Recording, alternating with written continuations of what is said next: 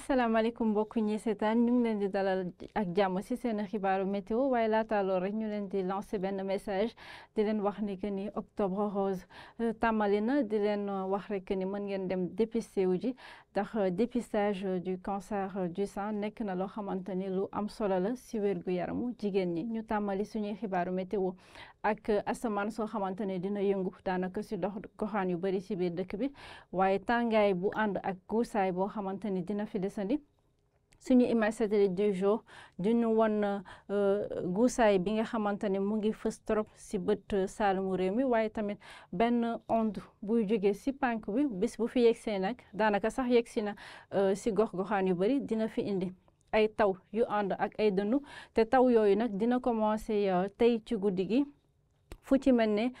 penku réew mi ndax daanaka foofu lay jógee Bakel mu wàlliyaan ba ci booru Matam Kaffrine Tambacounda ñëw ba ci sud du pays Ziguinchor Sédhiou Kolda waaye tamit fële ca Kédougou bu yegsee nag ba ci diggu réew mi fu ci mel ne Diourbel Fatick Mbour waaye tamit fële ca Kaolack taw yoo xamante ne du ànd ak ay dënnu la ñu fay am asamaan si nag di niis daanaka Dakar Thiès Louga waaye tamit fële ca Linguère ak ay tuuti wis rek yu ñu fa mën a xaar bu ñu demee ba booxu Saint-Louis ak Podor ngelaw yooyu nag di jóge géej daanaka ngelaw yooyu mën na tere taw yi yegg si côté boobu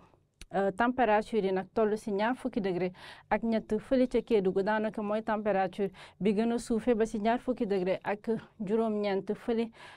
ca Podor mooy température bi gën a kawe daanaka tey ci guddi gi boor boobu yëpp dina tàng ba ca Matam foofu dinañ fa am 20 degré ak juróom-ñett 20 degré ak juróom-benn ñu koy am ca Bakel waaye tamit ci diggu réew mi fu ci mel ne Fatick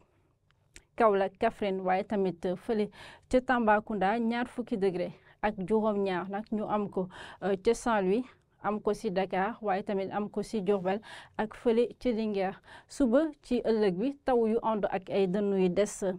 ci bët saalumu réew mi waaye tamit fële ca penku réew mi ndax daanaka foofu lay jóge mu mën a wàlli yaan ñëw ba ci diggu réew mi fu ci mel ne Diourbel Kaffrine Fatick waaye tamit Kaolack